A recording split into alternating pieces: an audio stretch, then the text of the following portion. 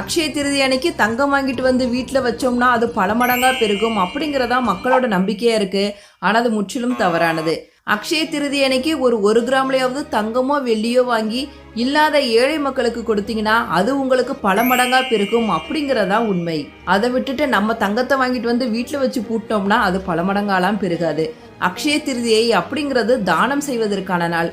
இல்லை எங்களால் தங்கம் வெள்ளிலாம் தானம் செய்ய முடியாது அப்படின்னு நினச்சிங்கன்னா இல்லாத ஏழைகளுக்கு ஒருவேளை உணவு வாங்கி கொடுக்கலாம், அவங்க போடுறதுக்கு ட்ரெஸ் வாங்கி கொடுக்கலாம், இல்லை அரிசி பானகம் நீர்மோர் இந்த மாதிரி தானம் செஞ்சீங்கன்னா அவங்களோட செல்வ வளம் பெருகும் அப்படிங்கிறதான் அக்ஷய திருதியோட ஐதீகம்.